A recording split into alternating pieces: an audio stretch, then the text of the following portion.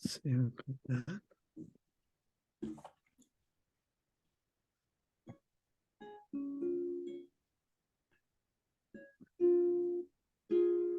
ハレクリシナ、ハレクリシナ、クリシナ、クリシナ、ハレ、ハレ、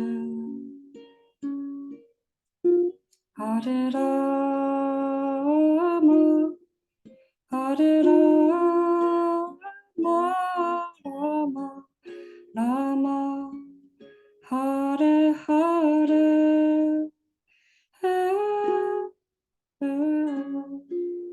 ハレクリシナ、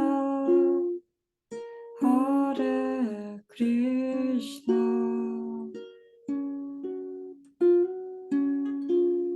クリシナ、クリシナ、ハレハレ、ハレラーマ、ハレラーマ、ラマ、ラマ、ハレハレ、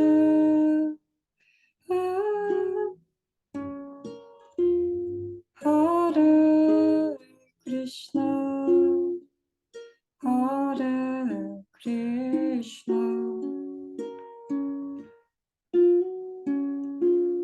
クリシナ、クリシナ、ハレハレ、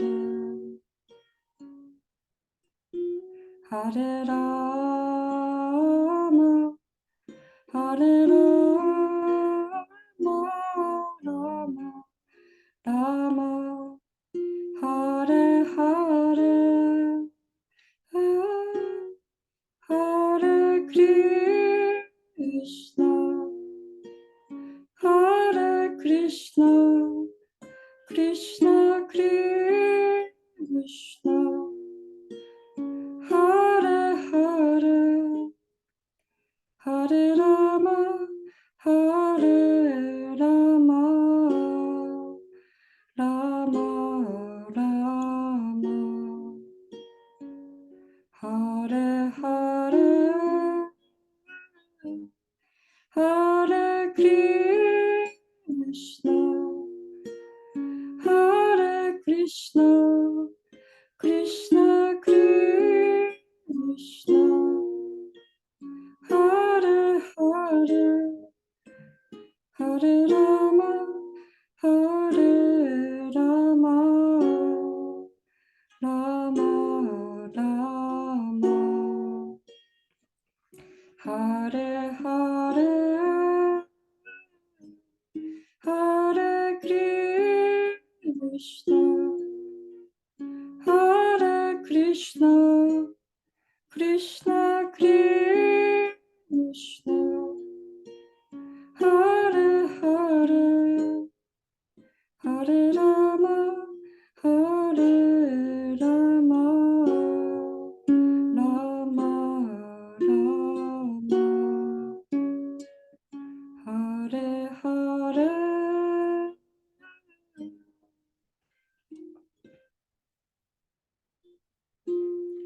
ハレクリシナ、ハレクリシナ、クリシナ、クリシナ、ハレハレ、ハレラーマ、ハレラーマ、ラマ、ラマ、ハレハレ、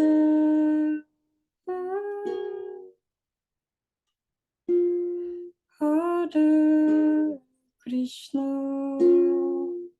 ハレクリシナ、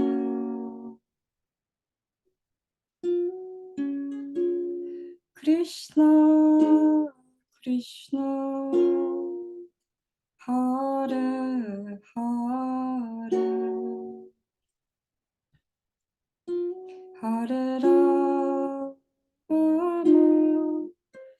ハレルララマラマハレハレ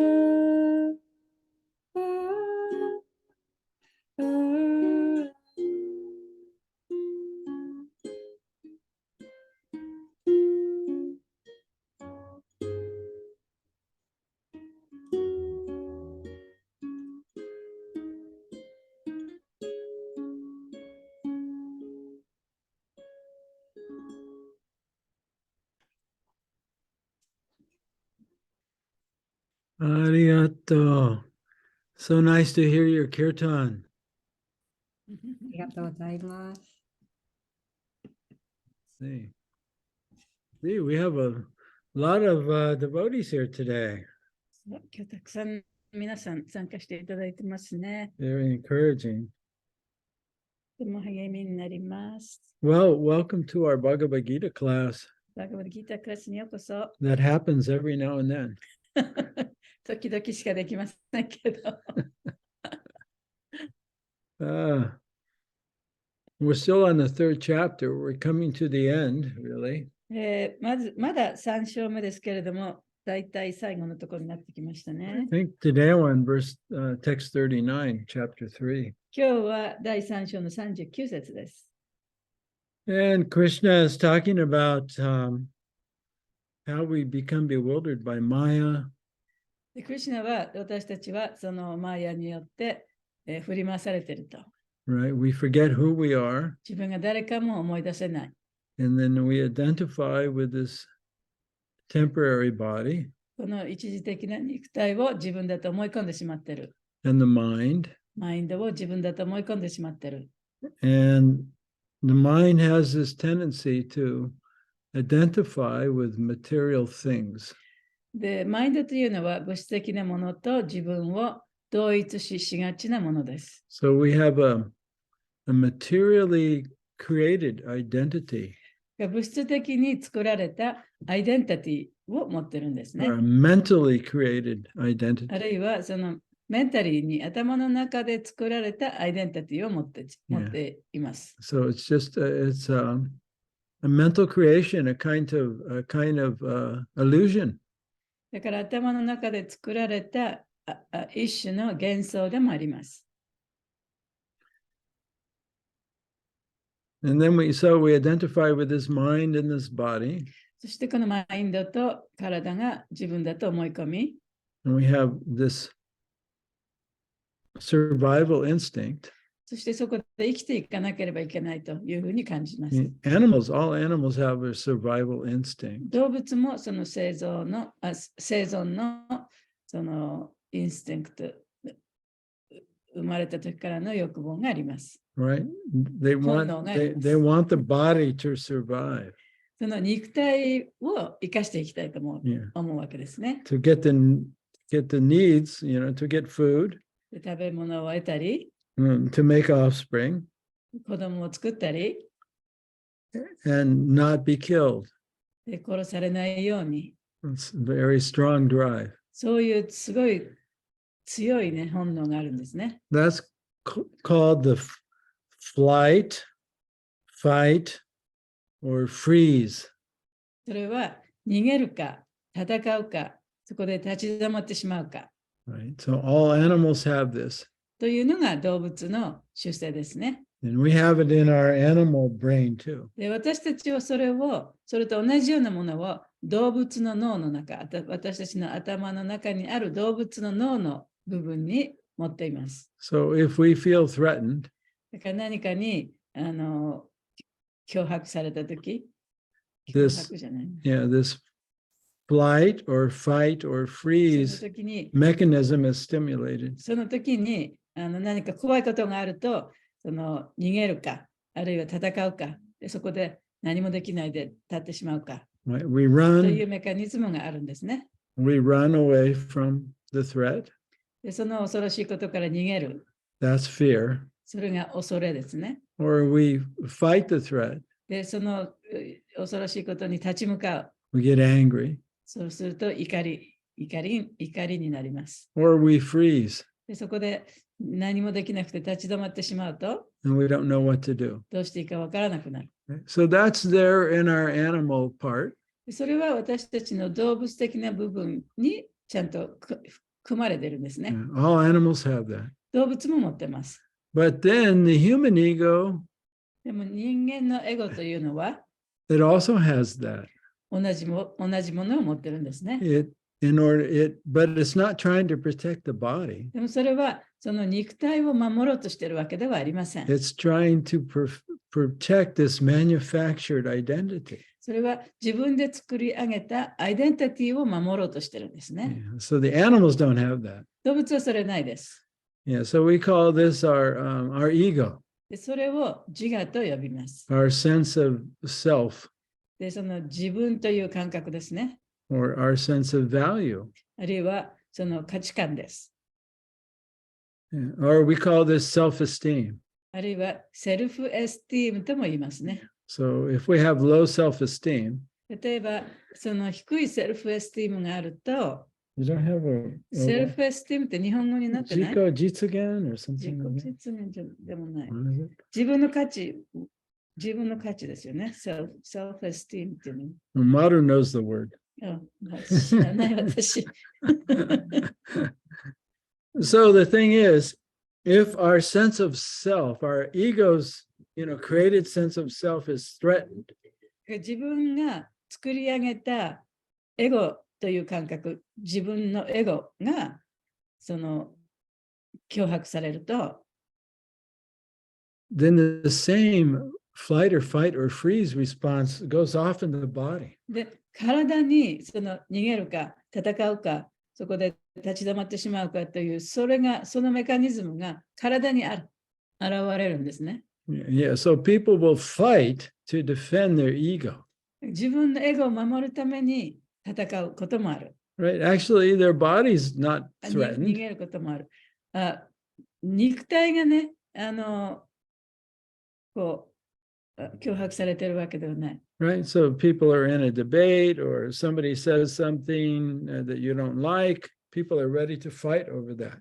で例えば、さまざまな議論があったりして、その時にもうすでに戦う準備ができているわけですね。Especially men. 特に男の人はそうです。So we call this attachment. それを執着と呼びます。So the ego is attached to its self-identity. 自我がその自分のアイデンティティに、自分の本質に執着しているわけですね。So if we get what we want, 自分の欲しいものが手に there's no 入らない。there's no problem. と問題はない。If we 自 get 分 what の欲しいものが手に入ると何も問題はない。ちゃんと聞いて。何やってんの You're looking up words. Yeah. But if we don't get what we want, でも自分の欲しいものがないと、 and what we 手に入 want, らないと、 what we want may, for example, be an ego need like for praise. で例えば自分が欲しいものっていうのを、例えばエゴの欲求であり、それは例えば人から褒められたいとかね。See, it's not something physical for our survival. で自分が生きていく上で必要なその物質的なものではない。But praise is something for the ego's survival. でも例えばその誰から褒められるっていうことはエゴのサバイバルに必要なものなんですね。Yeah, for the human ego, survival means to be in a group of other humans. で人間のエゴっていうのはね、そのグループの一員になるということなんですね。And within that group, there's always a hierarchy. で、そのグループの中には必ず優先順位っていうのがあります。So the higher we can be in that group, で、そのグループの中で高い地位につければつけるほど、the more secure the ego feels. エゴはよりね、安定した感じを持つことができるんですね。But it's about survival of that identity. でもそのアイデンティティ、その本質を続けていかなきゃいけない。But it's a survival instinct. でもそれはその生存の本能でもあるんですね。So エ that's ゴの生存の本能なんですね。so that's attachment. でそれが執着なんです。ego has so many attachments that it thinks it needs to survive. で、自我にはその生きていく上で、自我を持ち続けていく上で必要なものがたくさんあるんですね。必要な執着がたくさんあるんですね。So very strong attachment, Krishna calls lust. で、その中でも特に強いものをクリシュナは情欲と呼んでいます。And then he says, when that lust is not satisfied or our attachment, we don't get what we want. その情欲が満たされないと、自分の欲しいものが手に入らないと、that lust turns to anger. その情欲は怒りに変わっていくと。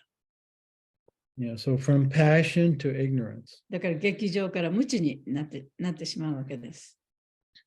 And then the soul becomes more identified with the ego. そうすると、魂はその物質的なエゴとのその同一視をますます深めていってしまいます。And the soul gets more conditioned. で、魂はより条件付けられ、And the ego becomes stronger. エゴがますます強いものとなっていきます。So in this way, the soul becomes entrapped in the cycle of birth and death. でそうやって魂は、生と死の輪廻を繰り返さなきゃいけなくなるわけですね。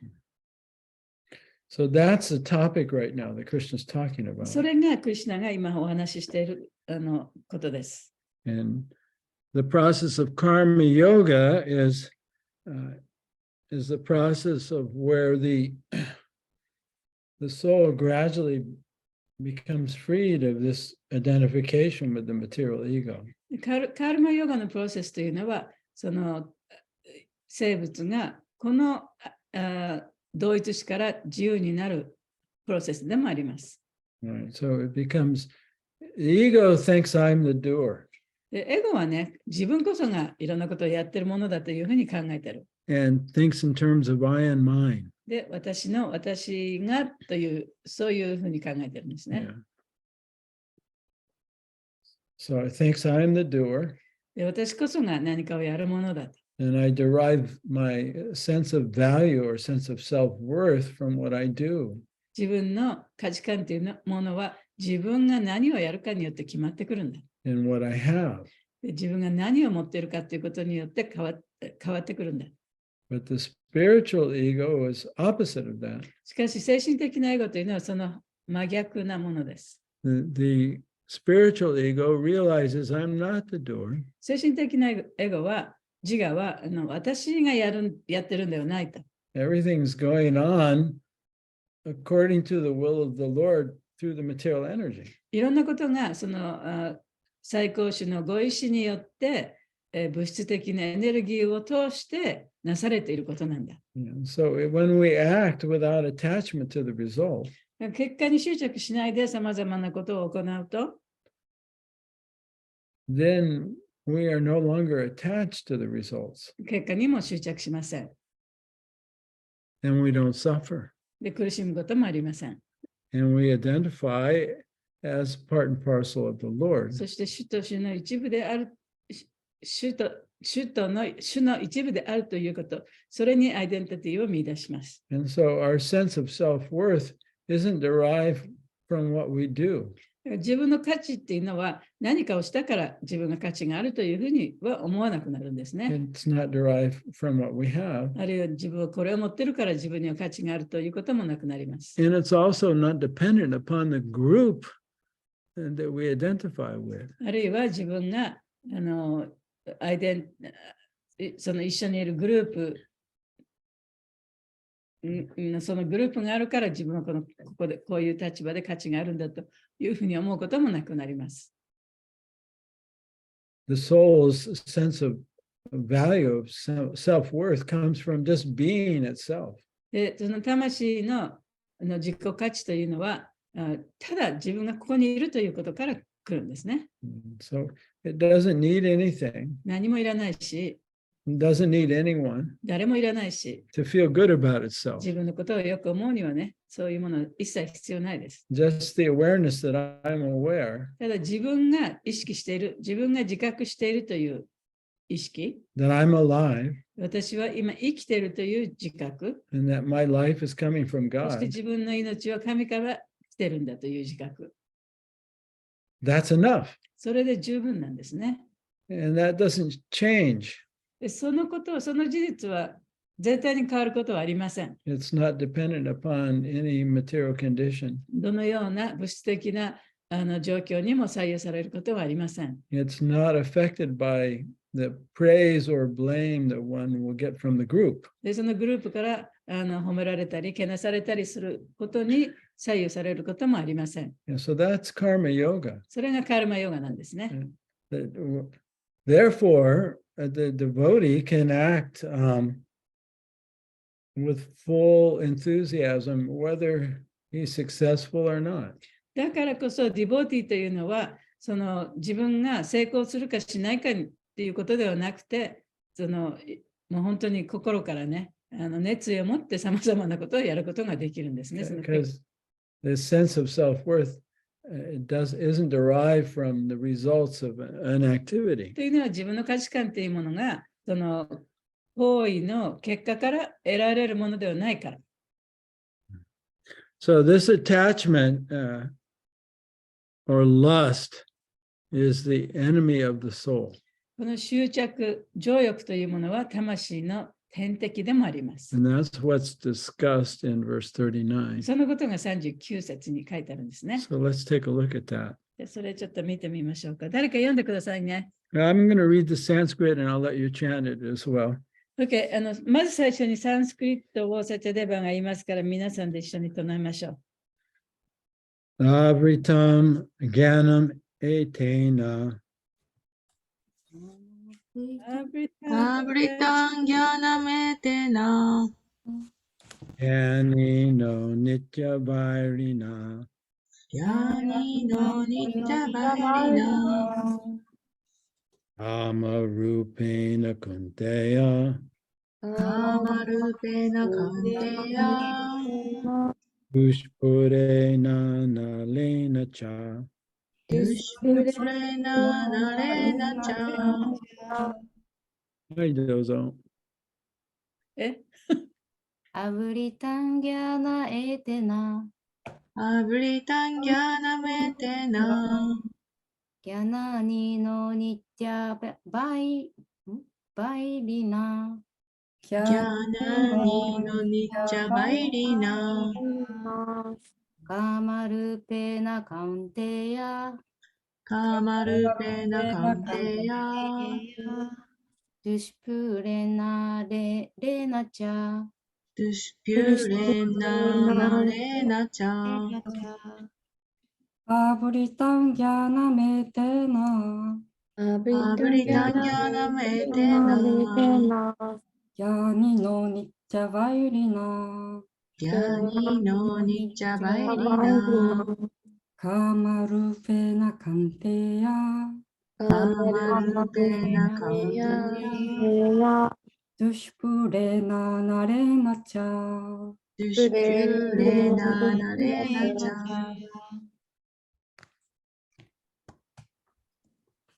Avritam Jnanametena Abhitam Jnanametena Jnani no Nitya Vairina Jnani no Nitya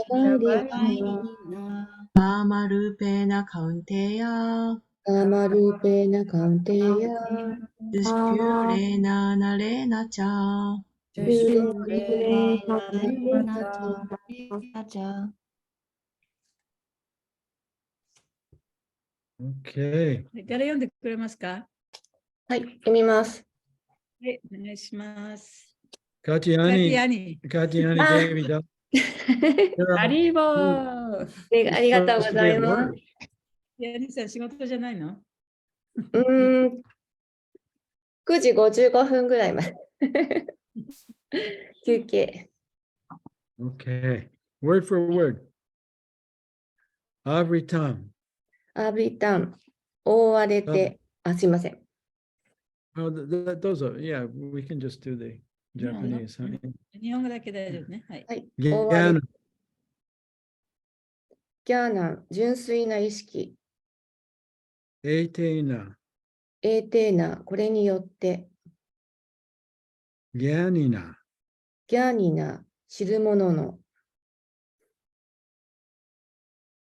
Nitya Vairina. ニッチャバイリナ、永遠の敵によって、Kama Rupena. カーマ・ルーペーナ、欲望という姿の Kunteya. クンテやクンティの息子よ。Dushpurena. ドゥシプレーナ、決して満足しない。 Analena. アナレーナ、火によって、 Cha. チャ、何々もまた。 Translation and purport by His Divine Grace, A.C. Bhaktivedanta Swami, Srila Prabhupada.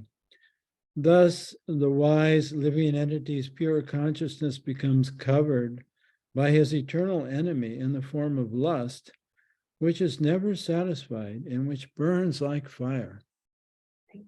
このように賢い生命体の純粋意識は欲望という姿の天敵に覆われる。決して悪ことを知らず燃え盛る炎のような敵に。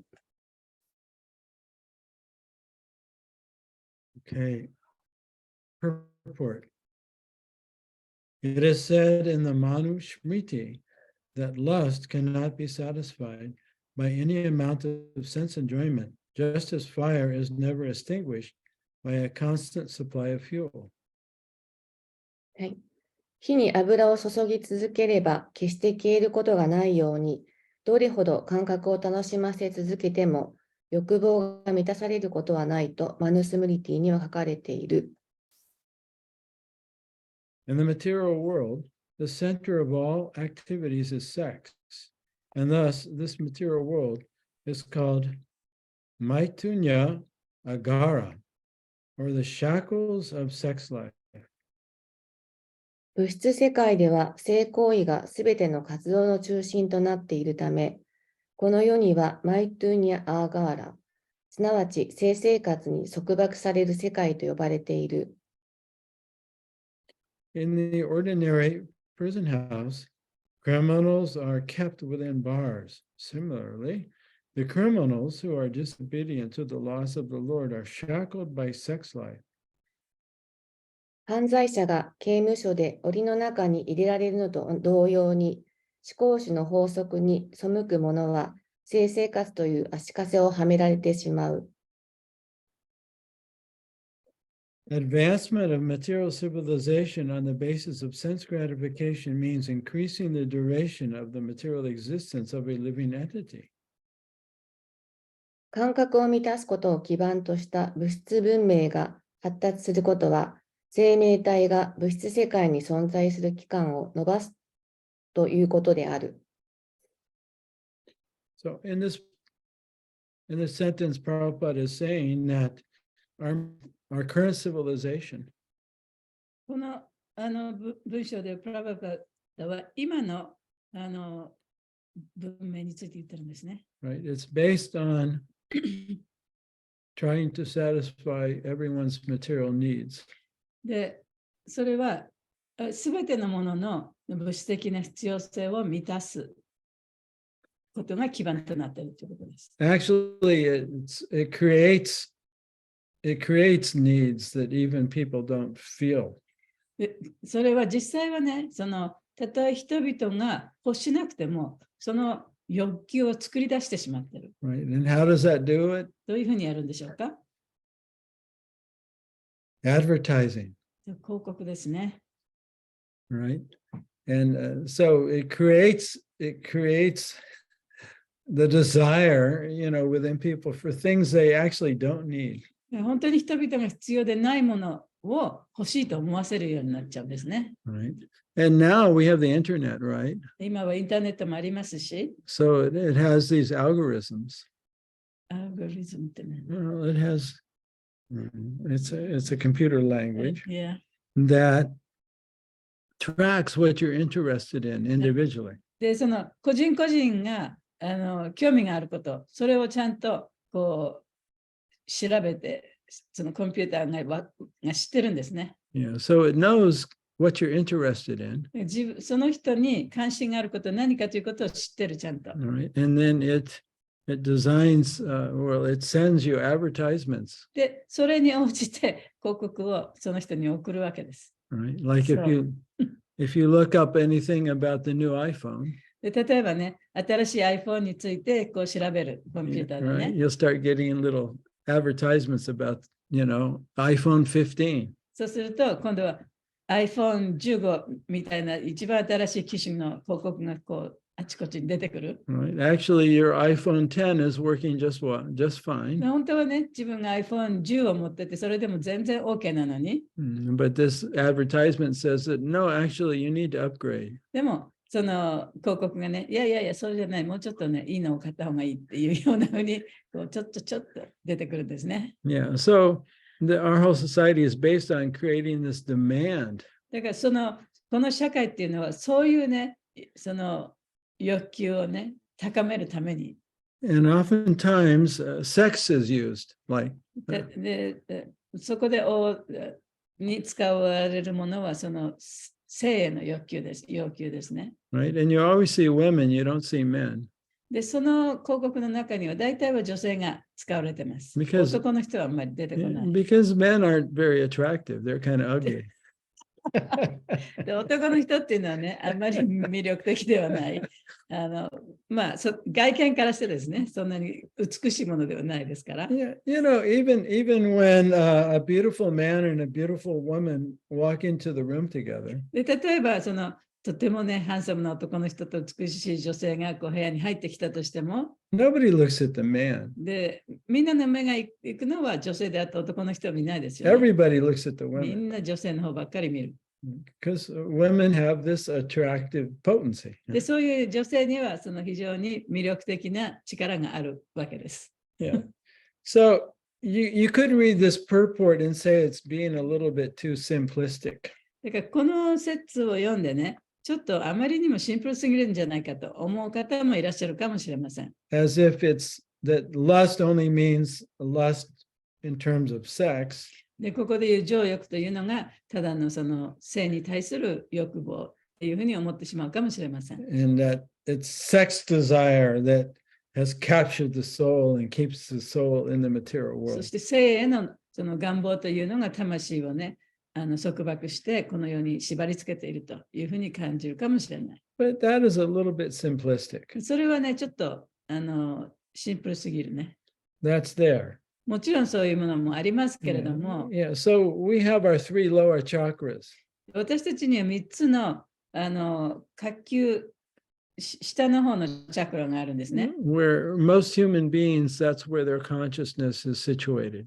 で、大体の人間の意識というのはそこに位置されています。Yeah. So the first chakra, で、最初のチャクラは、which is at the base of the spine, 背骨の一番下のところにあります。that is concerned with the urges of the gross urges of the mind and the body. それはマインドと肉体のより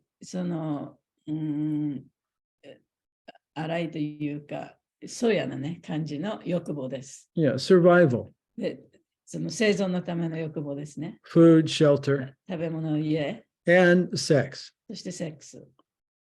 So that's there. だからそこにあることはあるんですけれども、 But then above that is the second chakra, その上に第2のチャクラがあります。 which is concerned with slightly higher needs. で、そのチャクラでは、ほんの少しですけれども、より高い必要性というものがあるんですね。 Where it's concerned with defending the needs of the ego. それはエゴを守るということです。 Which 自 we're- 分の自我を守るということで Yeah, す。 so that's also a kind of lust. で、それもその情欲の一種なんですね。 That's just as binding to the material world. そして物質界に縛り付けられるその強度というのも同じようなものですけれども、 And then we have the third chakra, で、第3番目のチャクラ、下から数えて3番目のチャクラですね。 which is basically fear and control. それは恐れとコントロールを司るものです。 We're always planning what we need to do in order to meet our needs, our ego needs and our bodily needs. 自分の肉体の必要性、あるいはエゴの必要性をどういうふうにして守るかということを考えているんです。考えるところですね。It's a higher sense of self-awareness. で、より高い自分の、自分というものの感覚。Yeah, so these are all below the heart chakra. で、そういうものが、そのハートチャクラの下の方にあるんですね。The heart, when one can kind of transcend the ego needs, そのエゴが必要としているものを超えることができれば、I mean, as long as you have the body, the physical needs are there. で、体がある限りね、その肉体的な必要性というものはあります。Right? But we don't need sex to survive. でも、セックスをして生存していくわけではないから、セックスは別に必要なものではないんですね。Animals don't have sex all the time. で、動物はいつもセックスをしているわけではありません。Just when it's time for procreation. ただただ自分の子孫を残すときにだけセックスをしますね。That doesn't mean that. So when our ego needs get mixed up with our sexual needs, だからそのエゴの必要性というのがセックスの必要性とミックスしたときに、that's where the aberration comes in. アブレーションって何？ Distortion. そこでもってちょっとこう形が歪むんですね。See, there's nothing wrong with the survival need. 生存の必要性というものには何の悪いところもない。There's nothing wrong with the sexual need. で、性的な欲求、性的な必要性というのも大丈夫ですね。But when you're trying to fulfill your ego need with the sex need, でも、エゴの必要性をセックスの必要性とミックスしてしまうと、that's where you get into these obsessions, sexual そこ obsessions. でその性的な、いつもセックスをしたいというようなね、欲求が出てくるんですね。Where you feel valuable or you feel you don't feel valuable. で、それがあるかないかによって自分は価値のある人だとか価値のない人だとかっていうことになるんですね。 Or you try and satisfy your need for love with sex. あるいは愛というものの必要性をセックスで満たそうとしてしまうとかね。Yeah, so we see, individuals who, for one reason or another, have low self-esteem. で、まあね、そのいろいろな意味で、より低いセルフエスティーム、自己価値を持っている人。Yeah. And so they're feeling not good enough. で、自分はね、ダメな人間だと思っている人。So sometimes that can turn into sexual addictions. そういう人は、その感覚が、性的なものへと向いてしまうことがあります。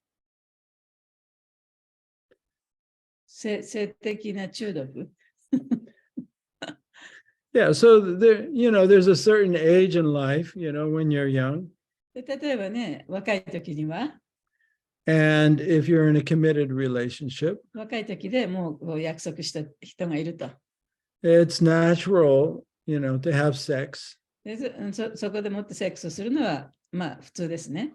And not only just for procreation, でもちろんその時はその子供を作るためだけではなく、but in a way to show affection to your partner. でお互いにその愛情を示すためにね。Yeah. So if your motivation is to please the other, だからその動機が相手を喜ばせるためであったならば、it's not really a distortion.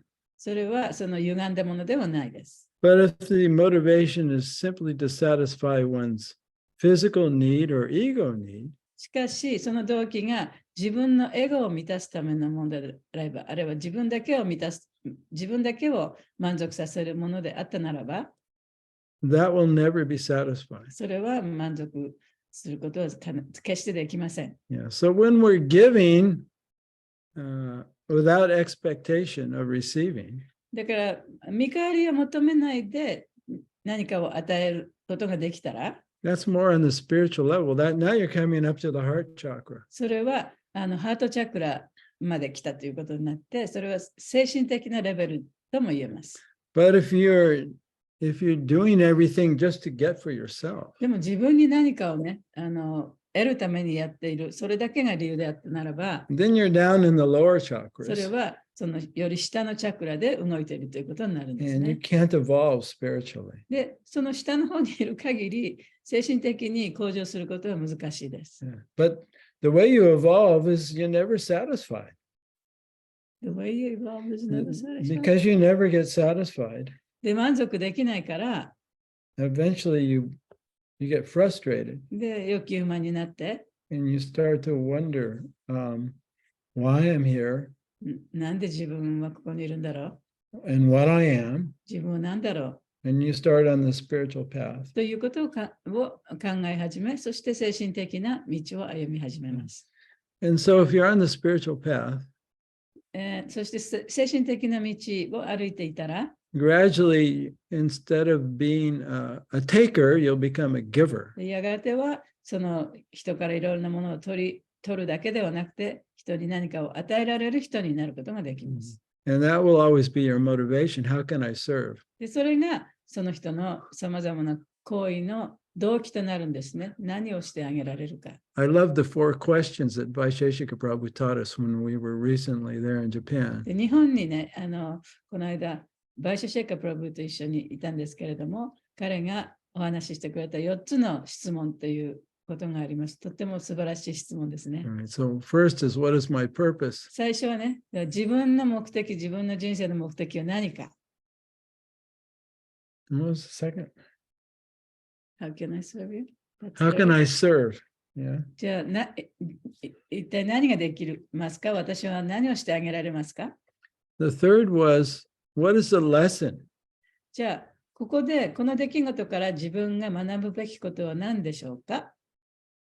Right. For example, if you're a sexual addict, 例えばね、もう本当に常にセックスをしたいと思ってる人、 right? だったら、 Or addicted to smoking or addicted to alcohol, タバコやお酒をね、飲みたいと思ってる人、 you know, what will be, you might ask, what is the lesson in this? でそういう人が、じゃあここで学ぶべきことは一体何なんだろうという問いかけをすることができます。Right? Or you're driving your car 例えば車を運転してる、 and somebody cuts you off, 誰かが前をバーッと横切った車でね、 or you're in a crowded train あるいはその混んだ電車の中 and somebody pushes you out of the way to get a seat. で、誰かがその座る席を取るために自分をこう押し合った。You get all angry, そしたら怒りますよね。 right? Then you ask, what is the lesson? そしたらそこで、じゃあここから自分は一体何を学べばいいんだろうかと聞いてみるわけです。Well, look at the level of my consciousness. で、そうやって自分の意識のレベルは一体どこにあったのかということを見ればいいんです、ね。This is where I'm stuck. で、ここでもって自分はここでスタックしてるんだ。This is my attachment. これが自分の執着なんだ。This is my selfishness. ここが自分が自己中のとこなんだ。This is where I want to take and not give. で、ここでもって私は自分に欲しいものが欲しいと言ってるだけで、こう与えてあげることができないのはここなんだ。Yeah. So these random experiences that we have in life, they're not random. で、そうやってあたかもそういう体験が何の理由もないかのようにやってくるけども、本当はこれは理由がないわけではないんですね。No, actually, they're orchestrated で、これはちゃんと指揮されてやってるわけです。by the divine そ will. れは聖なる神聖なご意志によって。Yeah, to show us where we're stuck. で、それは自分はどこでそこから成長できない地点なのかっていうことを私たちに教えてくれてるわけです、ね。 And what we need to work on. で、どんなことを一生懸命学んでいかなきゃいけないかということを見せてくれてる。What was the fourth question? 覚えてる？ 4つ目の質問は何でしたっけ？忘れちゃったね。エピョンが覚えてます。エピョン。メモってました。エピョン覚えてました。ハレクリシュナ。メモってました。すいません。リターンオンアテンション。今、自分は未来に向けてどこに投資してるか、その意識、ROA はい、でおっしゃってました。Yeah, so what are you paying attention to? そう、自分の心がどこに向いてるか、自分がどこに集中しているのか。 Where attention goes, energy flows. その自分の心が向いたところにエネルギーが流れていくわけですか。 Am I lost in the mind? 私はそのマインドの中で自分を見失っているのか、 Lost in the past? 過去の中に自分を見失っているのか、 Lost in the future? 未来に見失っているのか、 Or am I aware of my life in this moment and how my life is coming from Krishna? あるいは今生きているこの瞬間の自分にちゃんと心が向いているのか、その命というのはクリシュナから来ているものだと、そういうことにちゃんと心が向いているのか。 Actually, that's also, without that, we don't notice the other. We don't notice the lesson. We won't even know that there is a lesson で、without what? without present moment awareness. 今の瞬間にそういう意識を今の瞬間に持ってこれなければ、ここで起きたことに対する学びは何なのかっていうことを聞くこともできない。それが学びがあるなんてこともわからない。The thing is, if we're presently aware, だから今ね、自分を自覚できると、there'll be a signal で必ずその警告があるんですね。 when our thoughts are about taking. When I thought about taking? When we're having thoughts about just taking. When we're having thoughts about taking, getting. Oh, okay. 例えばその自分が何かが自分のところに欲しいと、自分が手に入れたいと思う、そういう考えが浮かんできたら、 We won't feel good. あまり心が気持ちよくないですね。 Normally, we don't notice our feelings very 普 much. 通はね、自分の感情っていうのはあまり気がつかない。 But if we're thinking about giving, でも、与える、あげるということを考えていたら、やっ we'll feel good. ぱりいい気持ちですよね。 Yeah, but it's the present moment awareness that can detect whether we're on the right course or we're on the wrong course. で、その今という瞬間に意識があったら、自分がその正しい道を選んでいるのか、あるいは正しくない道を選んでいるのかということに気がつくはずなんですね。 So my point is I want to get back to the point here is that we're not stuck in the material world because we're attached to sex life. 私の言いたいことはね、この私たちがこの物質世界に束縛されているっていうのは、その性的な欲求があるからではないということを言いたかったんですね。それだけが全てではないと。Sex has its place. もちろん、そのセックスというものはちゃんと役割があるんですけれども、 Especially when we're young, 特に若い時はね、 when we're kind of at the child producing age. でその時はもう子供を産んで育てるというそういう年頃ですよね。 But of course, you can keep that desire going artificially, kind of. でもその願望をね、表面的に人工的に続けていくこともできる。 Especially if it's mixed in with your ego needs. 特にそれがエゴの必要性と絡まった時に。 Yeah, or even when you get too old to have sex. で例えばね、ものすごい年を取っても、セックスもできないくらいの年を取ったとしても、 If you're always thinking about it いつもそのことばっかり考えていたら、 and remembering the good times, で昔どんなにそれが楽しかったということだけを考えていたら、 then mentally you're maintaining that desire. でその願望を持ち続けているということになりますよね。 Yeah. But our entanglement is subtler than that. でも私たちの束縛っていうのはそれよりももっとその微妙なものなんですね。 It really comes down to our identifying with our mental ego. それは自分と自分の作り上げたエゴとをミックスして、それに執着してしまうということなんですね。Not being identified with that mentally created self. 自分が作り上げた自分が自分だというふうに思い込んでしまって、 And all of its needs. そしてその自分が必要だというふうに思い込んでる。Its pride それはそのプライドでもあり、 and its need for approval. 他の人からの認めてもらうことでもあり、 Yeah. So sex is just a small part of that.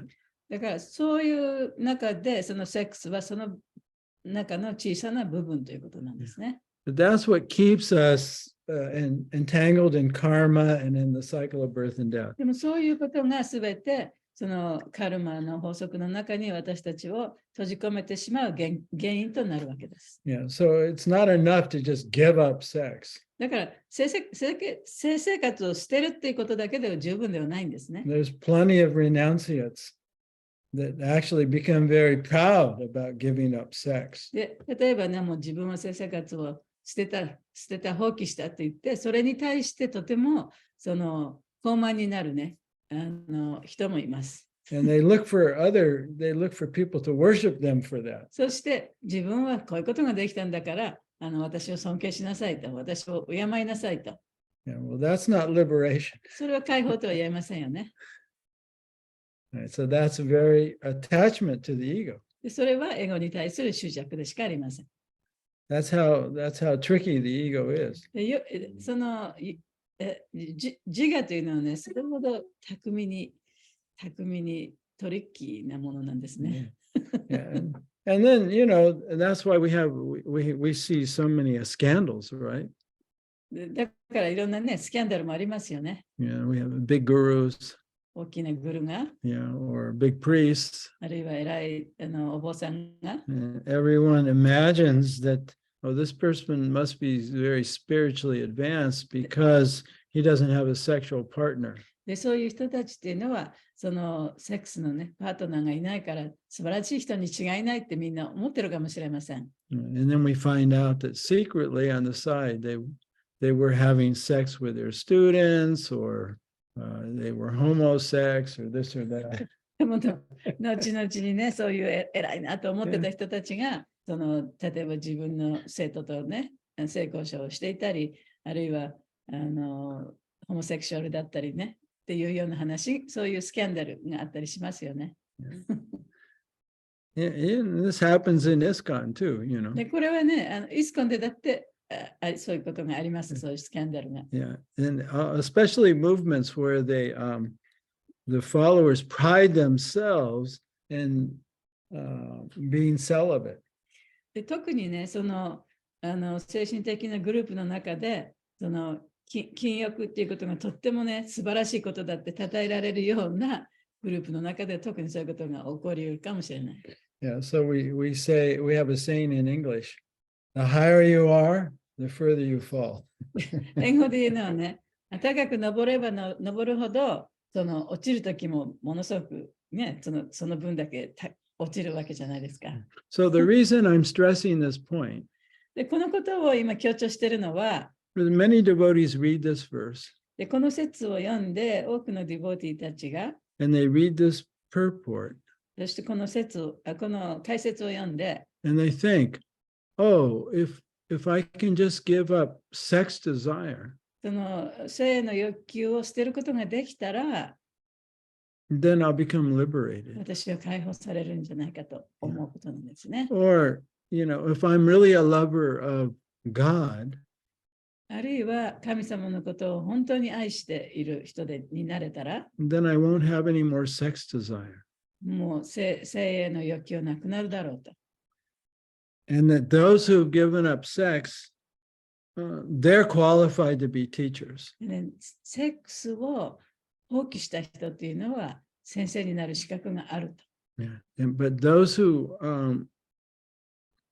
are married or have girlfriends or boyfriends like that they can't be teachers. あるいはその結婚してる人、あるいはそのガールフレンドやボーイフレンドがいる人は絶対に先生にはなれないとかね。Yeah, so this is all very external. でそれはとってもね、外面的なことなんですね。And it's subtler than that. It's not so simple. で、そんなにシンプルではないね。もっと微妙なところがあるんですね。If you have a spiritual practice もしその精神的な修練をしていたら、 and you're going deep, そしてより深いところにね、行くことができたら、 and in your everyday experience, you're trying to become a better person. で、日々ね、その自分がよりいい人になろうという、そういう努力をしていた。A giver and not a taker. でということは自分はその人に与える人になると。何でも自分に取り込む人ではなくなる。Sex desire is like any other urge in the body. でそういう人であっても、そのセックスへの願望というのは、他の人と同じようにまだ持ってるわけですよね。And they're not a big deal. でもそれは大したことではない。Urges for food, urges for sex, thoughts about this, thoughts about that, they just come and go. で、食べ物への欲求、あるいは、what was the other ones? Urges for food, Food and other things you want. で、他にもね、自分が欲しいものとかあるわけじゃないですか。そういったものはその大したことではないね。They appear and disappear. それはそういう欲求が出てきたり、消えたりするもんですから。We don't have to identify with them. We don't have to follow them. で、それらを自分と重ね合わすこともないし、でその欲求に従うこともない。And because we have them, it doesn't mean that we're not making spiritual でだから advancement. そういう欲求があるということ、あったとしても、それは精神的な道において発達していないということではないです。 As long as we have a material body, で肉体を持っている限り、as long as we have a mind マインドがある限り、 and an ego, そしてエゴがある限り、 these thoughts and these feelings そういう and these 考え urges そ will してそう come いう and go. 欲求というのは出てきたり、それからなくなったりするものなんですね。And if we know that でそれが分かれば、 and we don't act upon them, そしてそれに対してすぐに反応して行為を起こさない、活動を起こさなければ、 or we do act upon them, たとえそれに応じてしたとしても、その欲求に応じていろんなことをしたとしても、 but in moderation. でもその極端にね、たくさんやるわけ、たくさんやるっていうか、おかしいけど、やらなければね。 Just to maintain 適当 the, にやったらね。 just to maintain the body, we have to eat, right? でもちろんね、その体を維持していくためにご飯も食べなきゃいけないし、 But we don't have to eat, でも過食をする必要もない。 unhealthy food. あるいは不健康なものを食べる必要もない。 If you're following the four regulated principles で4つに規則に従っているならば、 and you're spending a couple of hours a day chanting or internally looking within, 一日に何時間か費やして、その自分の内面をよく見ながらチャンティングしているならば、 and you're gradually realizing you're not this mind, not this で body. やがては自分はこの体ではない、このマインドではないということが分かるようになります。 That's real advancement. それが本当の意味での発展なんですね。 But the urges of the body are still going to be there. でも、その体の欲求というのは常にあるわけです。 Right? And your memories of enjoyment of the で、 past 過去でそういうもので楽しんできた思い出というのもあるわけですね。 or the ego planning to get that enjoyment in the future. で、未来的にエゴがその楽しみをまた楽しみたいというようなね、そういう欲求もあるわけです。 Right? The old movies are still going to be playing だ there. からその古い映画もまだまだ頭の中で映し出されているわけです。 But if you understand that's not me, でも、それは自分じゃないということをちゃんと知っていると、 then you're progressing. そしたら進歩しているということになるんですね。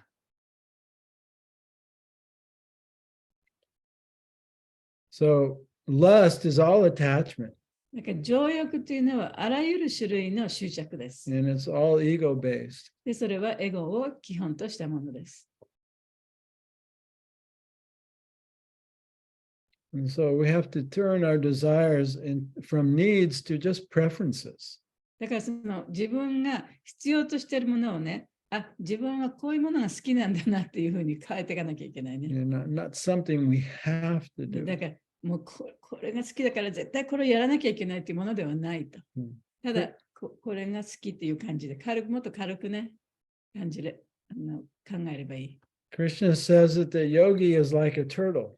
でクリシュナはね、ヨギというのは亀のようなものだというふうに言ってます。Sometimes it extends, right, its limbs and is active, and sometimes it retracts them. で、亀はその手足をね、甲羅の中にいつもこう隠してますけど、それがバーッとこう出てくるときもあると。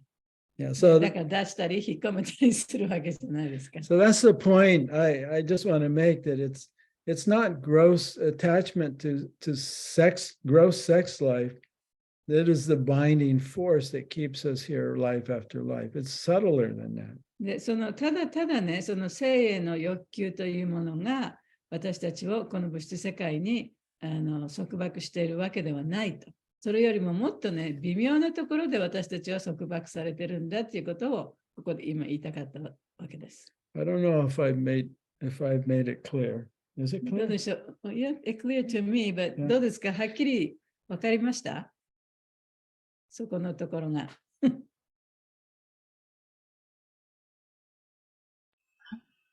いいでしょうか。どうぞ。フラッパーダは物質世界では性行為が全ての活動の中心となっているためって言ってここに書かれているんですけど、今サッチャ先生がおっしゃったのはこの性行為だけじゃない、もうちょっと微妙なところが私たちを縛り付けてるっておっしゃってたっていうふうに理解して合ってますか？ So Prabhupada says here that the sex desire itself is binding force to the material world. But what you said is something more, a little bit more subtle, is binding. Yeah, I said, It's including. well, I mean, sex desire is a major binding force. もちろんその性への欲求っていうのは主要なものですね。And it expands. でもそれがもっと拡大されるね。There's a nice verse by Rishabdev in the Bhagavatam. バガヴァタムの中でそのリシャハデーバが言った言葉があるんですけど、Let me find it.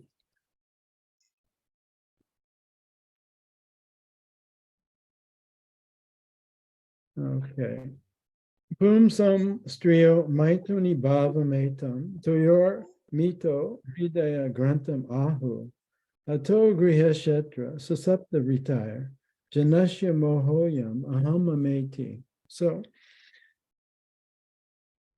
Rishabdev says attraction between male and female is the basic principle of material existence. で、リシャハデーバが言うには、男女のお互いに惹かれる、そういう欲求っていうものが物質的な、what was it?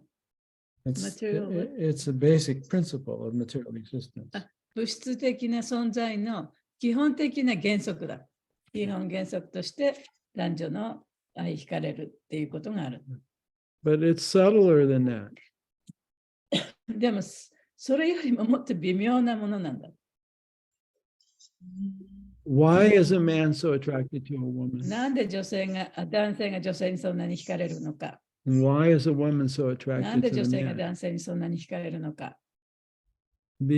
Because spiritually they don't know who they are. というのは、その精神的にね、自分が一体何者かを知らないから。Right? And when you don't know who you are, you feel incomplete. 自分が何者かを知らなければ、自分は不完全だと思ってます。And then you look for outside yourself to find そ completeness. して自分の外にね、何かを探して、その自分の不完全さを満たそうとしてしまう。Yeah. So it's not just the sexual urge, だからその性へのね、欲求だけではないんですね。right? But I need someone to love me and to be there for me. むしろ、その誰かに愛されたい。私のために何かをしてくれる人を探したい。Right? To approve of me. で、自分は大丈夫よ、お前はいい人だよっていうふうにね、ちゃんと認めてくれる人。And if I don't have that, I don't feel happy. それがなければハッピーにはなれない。I don't feel complete. それがなければ完全な人とは言えない。Yeah. So the real problem is we don't know who we are. だから本当の問題点っていうのは自分が何者かがわからないことにあります、ね。It's not just attraction to the opposite だから sex. 相手その異性に対して魅了されるっていうことだけではないですね。So that arises out of our ignorance of ourselves. それは本当の自分がわからない、その無知から出たことです。Yeah. So that's the only way we overcome this sex desire. その性への欲求を乗り越えるのは、その方法しかないんですね。where then it becomes not a need. そしたら、それはその自分が必要だと思うものではなくなる。Just a preference. ただそういうものが好きだということになる。I can take it or leave it, だからそれにあってもいいしなくてもいいと。 but my happiness doesn't でも depend 私 on の幸せというのは、それがあるかないかにかかわらず、私は幸せだと思える。So unless we realize that, we won't over. そういうことが分からなければね、それを乗り越えることはできないです。So then when the male and the female become attached to each そ other, して男性と女性がお互いに執着したとき、then our identity expands. そうすると、その私たちのアイデンティティがね、より大きなものとなるんですね。Yeah, from the body, now we expand and we have a house. というのは最初はその体にね、惹かれますよね。で、今度は一緒に家を持つようになる。Yeah. My wife 私のワイフ、 expands to my home, 私の家、 to my children, 私の子供、 to my relatives. 私の親戚。So in this way, the illusion expands. そうやって幻想がますます大きなものになってきSo it's important to understand that the lust or the desire to possess the opposite sex, the original cause of that is ignorance of the self. だからその相手をね、所有したという欲求という、それのオリジナルの原因というのは自分が何者かわからないから相手を自分のものにしたいと思う。Yeah. If you don't understand that, それがわからなければ、 it doesn't matter if you renounce sex life or not. その生活をね、放棄したとしても、それは全然何の意味もない。That's the point I'm trying to make. ということを言いたかったんですね。ありがとうございます。私もこのプラッパーダが物質世界は性行為が全ての活動の中心となっていると書かれていることがちょっとあんまり理解がよくできなかったんですね。なんで性生活が全部の中心なんだろうと思ったんですけど、そこの答えが自分が何者かっていうことが分かっていないで、ということは他者からやっぱり認められて自分の存在を見出したりとかする。そうなると、まあ、普通で言うと男女が惹かれ合って、で、この男性からあなたのこと綺麗だよ、好きだよって言ってもらうことによって、すごく満足する。男性も逆だと思うんですけど。で、やっぱり私もこのこと考えたことがあって、いいですかこんな喋って。どうぞ。すいません。それで、例えばスキンシップ、ちょっといいなと思う人から、スキンシップをされると、すごく、充実して、あ、私この人に必要とされてるんだなって思って嬉しくなっちゃう。その延長線上に、セックスとかもあって、本当に信頼し合ってるから、セックスをする。つまり、相手から必要とされてる。で、それで、自分のことを必要としてもらってると喜ぶっていう、この物質界でのこの繰り返しが、今ここがプラッパーダが書いてる物質界では性行為が全ての活動の中心となっているということなのかなっていうふうにちょっと思いました。で、やっぱり自分が何者であるかっていうことが分かってくると、そういう他人からの必要とされる気持ちっていうものすら必要となくなっちゃうから、今日サッチャ先生が教えてくれた、そこを知らないと何にも、解決しない。で、性行為が全ての活動と中心となっている物質世界の中で、存在し続けてしまうことになるんだな、と。すいません、長々と喋って。すごく今日は私の中ではとってもいろいろ腑に落ちました。So she really understood what Prabhupada had said. He said it in a very simplistic way, But actually, when the man and woman get detached, then she feels good that, well, he needs me. I'm being needed. I'm being loved. So from that satisfaction, you feel, oh, I'm good enough, and you feel self-worth.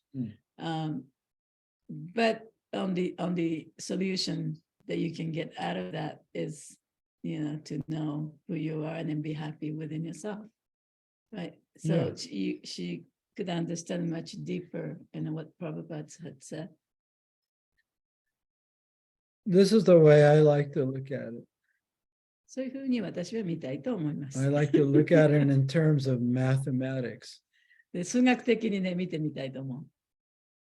So 1 times 1 1かける1は equals 1. 1ですよね。 Right? はい。 How about 1 half times 1 half? 2分の1かける2分の1は何ですか？ What? 2分の1じゃない。 Yeah. So if you have a man who doesn't know himself だから例えば自分が何者かわからない男の人がいると。 and he feels incomplete で自分は不完全だと思ってる。 and he's watched all the Hollywood movies で、ハリウッドの映画を全部見まくった。 that tells him if you get the right woman そうすると、その映画の中ではね、もう自分に適した女性を見つけたら、 you'll be complete. 完璧になることができる。自分は完璧になるだろうと思ってしまうわけ And で he すね。 meets a woman. で、女の人と出会った。 She watched the same movies. 彼女も同じ映画を見まくってる。 If I get Prince Charming, で、白馬に乗った王子様を見つけたら、 I'll be complete. 私は完全になることができるだろうと、彼女も思ってる。 1 half times 1 half equals それは 4分の2分の1かける2分の1で、結局それは4分の1にしかならないということですよね。 They're both thinking, I need something. で、両者とも、自分には何かが必要だと Yeah. 考えてるわけですね。 Give me. それが欲しいと。 So they're never satisfied. だから決して満足することはない。 But if you have 1 times 1, でも 1×1 だったら you get 1. 1が出てきますよね。 So you have a man who knows who he is, で、自分が何者かを知ってる男の人がいて、 and you have a woman who knows who she 自 is, 分が何者かを知ってる女性がいると。 and they enter into a companionship で、彼らが一緒になると、 to support each other. お互いにサポートし合うと。 But if the woman leaves or the man leaves, they're still okay. で、例えば女性がそこからいなくなっても、あるいは男性がそこからいなくなったとしても、それでも OK ですよね。 It's not a need, it's a preference. それはだから必要なものではなくて、自分が好きなものであると。 So then you have a very healthy, happy そ relationship. うすると、その人間関係もとってもハッピーなものになり得るということです。 And you're transcending the material platform together. そして一緒にね、その物質的な段階を乗り越えていくことができる。 So that's a difference. それが違いなんですね。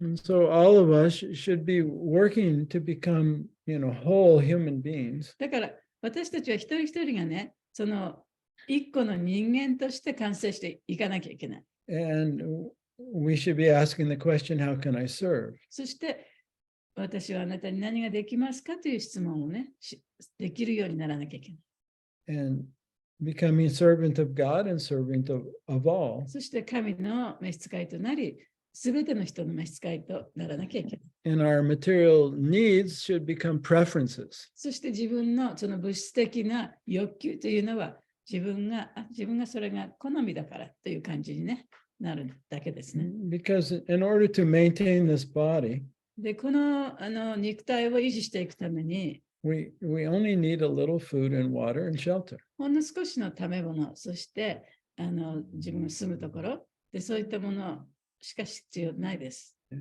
Beyond that, we actually don't need anything. それ以外はあんまりね、大して必要なものはないですね。 So Prabhupada said, simple living and higher thinking. だからこそ、プラバパートはシンプルリビング、ハイ think より高い考え方っていうのはそのことなんですね。Yeah, so within the four regulated principles, sex life is allowed.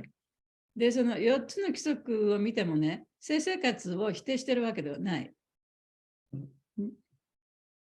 But only in certain circumstances.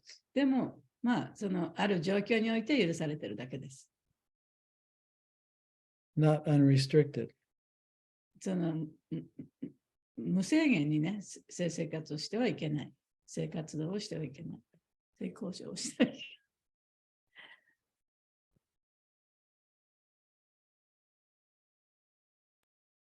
ありがとうございました。すごいよくわかりました。なんかちょっとこういうの私が好きっていうのはただ好きなだけっていうところも残っててよかったな。全部を手放さなきゃいけないだとできないけど、私これが好きっていうのが残っててもいいっていうのはやっぱいいですね。やっぱそこがなんか個性 So maybe that becomes individuality. That what what you like, what you don't like. It's a Yeah, preference. yeah, we have our individual natures. そうそう、それが個人的な、まあ、質というかね、そういうものになっていくわけだから。But as we discover our true self でも本当の自分を見つけるに従って、and our completeness within, そして心の中で完璧さを感じるに従って、then we're less attached to the outer. でそういう外面的なものにね、あまり執着しなくてもよくなるわけですよね。And then they become preferences and not そう needs. すると、ちょっとこれ好きになってきて、これ絶対にこれが必要というふうにはなっていかない。And that's freedom. それは自由でもありますね。So lust is not part of the soul. だから情欲というものはその魂の一部ではないんです。It's imposed upon us when the knowledge of our true self is removed. それが本当の自分に対する知識がなくなったときに、その執着というのがなくなるわけですね。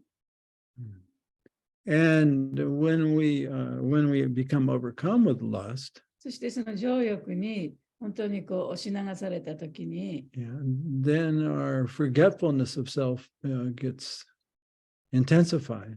自分が自分の本当の自分というものを忘れてしまうということがより強いものになっちゃうんですね。Right? And that lust is never satisfied. でも情欲は決して満足させられるものではありません。And it's not just sex.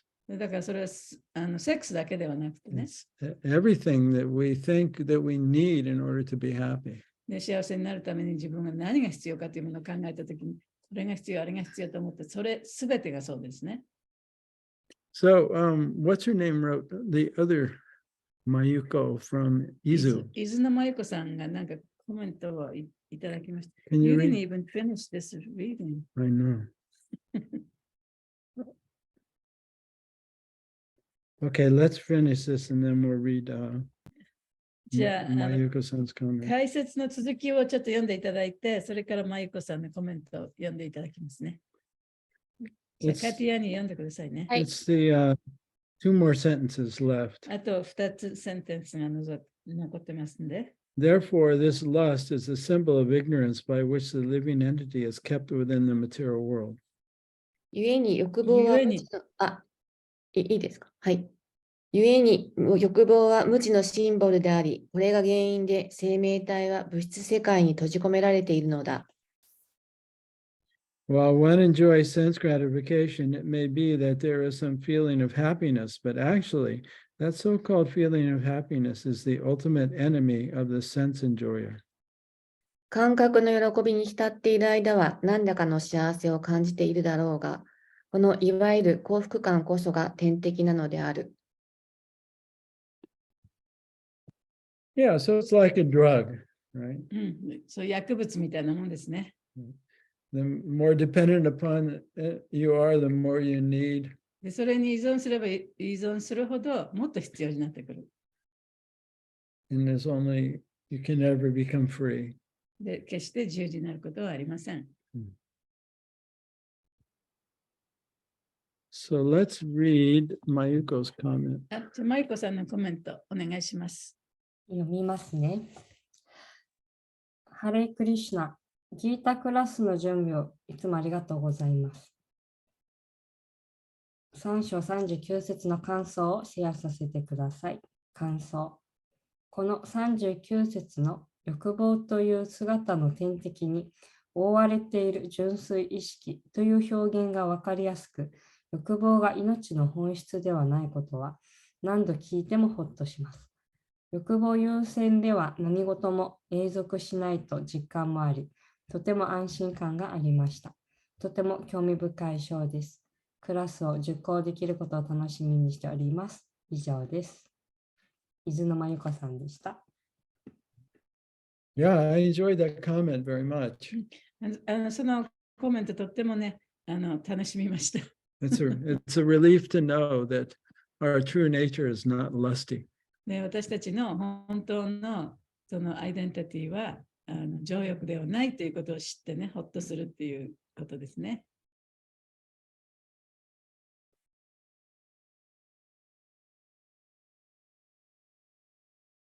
The reason we feel lusty is because we've forgotten who we are.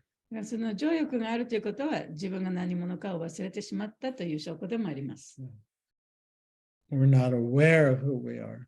自分が何者かを意識できないときですね。We're actually dreaming. で、夢を見ている最中とも言えます。Dreaming, I am this mind and body. 私はこの体であり、このマインドであるというふうに夢見ているときです。And the person that we imagine ourselves to be, that's also a dream. で、自分が想像している自分というのも夢の中の自分ですね。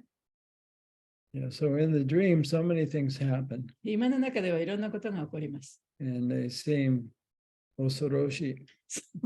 とっても恐ろしいね、夢を見るときもありますけど。But once you wake up from the dream, でも夢から覚めると、then you say, oh, it's just a dream. ああ、夢でよかったと。Yeah. So the soul is not bad or evil. だから魂そのものが悪いとかね、イーブル、その悪魔のようなものだとかっていうことではないんですね。The soul, the soul's goodness can never be destroyed.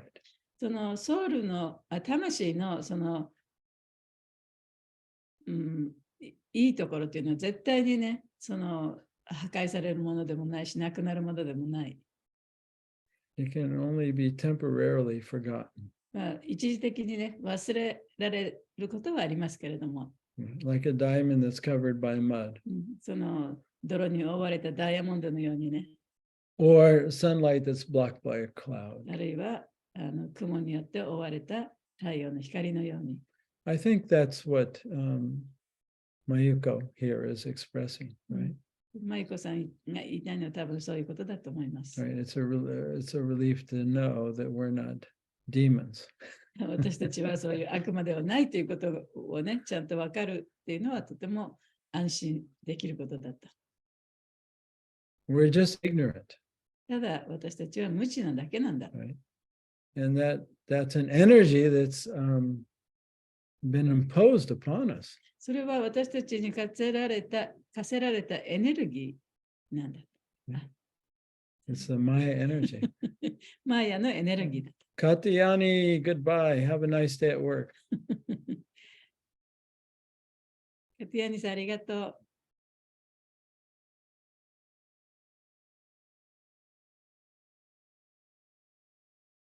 Yeah, so we have nothing to fear, really. だから恐れることは何もない。クリシュナも言ってるね。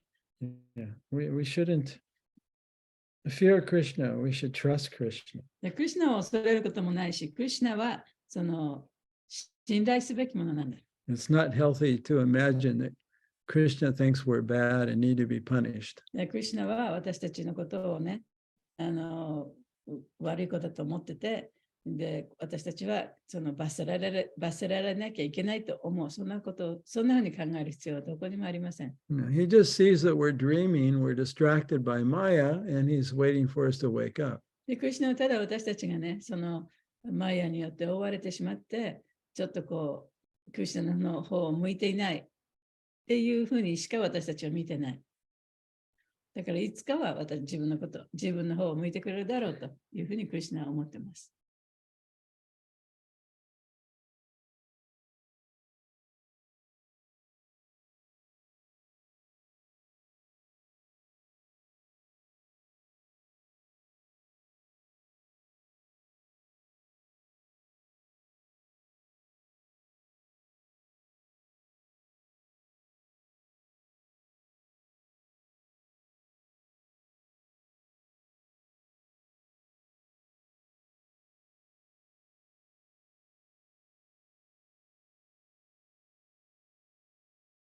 What's that? Ashwagandha?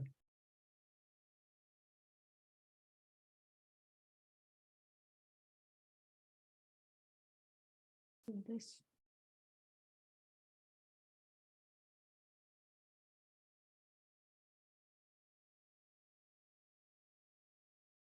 美しい。So I hope from reading this verse and purport, you come to appreciate the four regulated principles even more.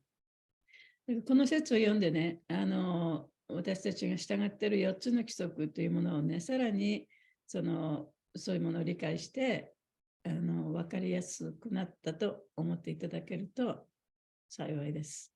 And these principles are good for the individual and good for the world. その原則というのは、その個人にとってもいいものだし、社会にとって、世界全体にとってもいいものからですね。And help us awaken from the dream. で、夢からその目覚める手助けとなるものです。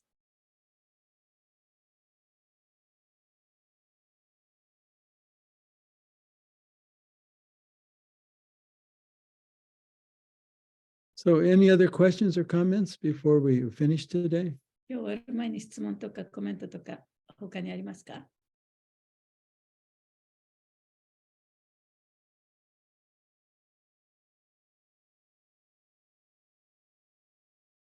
？It's funny. When I read this, or I thought, well, no, Prabhupada is wrong. そう、昔々これ読んだときにね、こんなこと絶対にありえないって私は思いましたね。いや、プラバパーと言ってること違うんじゃないかと思いましたね。というのは誰もそういうふうに説明してくれなかったから、やっと今になってというかね、まあ、わかりました。Well, I think this sentence is very important, the second to the last sentence, where it gives a broader perspective. Therefore, this lust is the symbol of ignorance by which the living entity is kept within the material world. この最後から2番目の文章ですね。故に欲望は無知のシンボルであり、これが原因で生命体を物質世界に閉じ込められているのだっていうのがありますね。Yeah, so it's not just attraction for the opposite だから、 sex. ただただその異性に対する欲求だけではないということがこのセンテンスでわかると思いま So す。it's a symbol of our ignorance of ourselves. これは無知のシンボル、自分自身に対する無知のシンボルでというふうに書かれていま And す。 thinking that the opposite sex can make us happy. で、その時には、相手の異性がね、自分を幸せにしてくれるというふうに考えてしまっている。Because we feel incomplete. というのは自分が不完全だと思っているから。Yeah, so the real problem is the feeling of incompleteness. だから本当の問題は自分が不完全だと思ってしまうことにあるんですね。And that's what we have to address. でそのことをやっぱり考えなきゃいけない。That's where we have to point our attention. でそこに心を向けなきゃいけない。Otherwise, we'll miss the point. そうでないとね、ちゃんとしたそのポイントをミスしてしまいますね。言わんとしているところをミスしてしまいますね。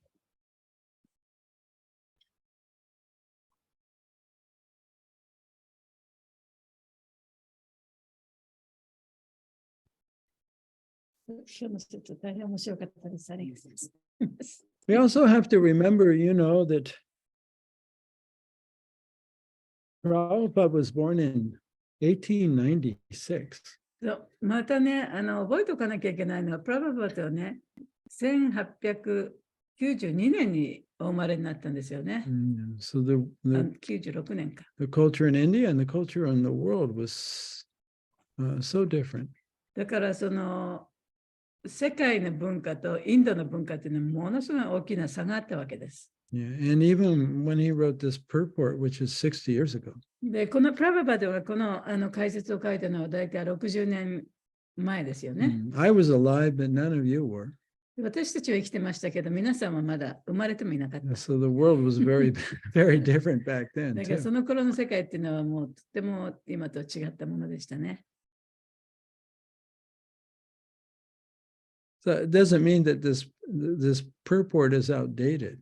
It doesn't mean that. もちろんこの解説がね、古すぎるということではありません。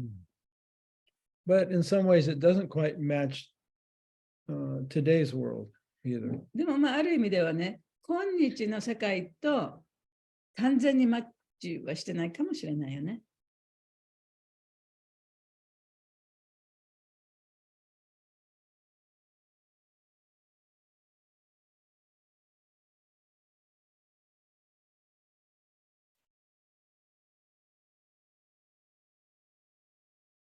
ありがとうございました。ありがとうございます。 It is time. So when's the next time we're going to meet? じゃあ次はいつですかね。次回は5月3日です。5月3日。So we'll be on verse 40. そう第40節ですよね。はい。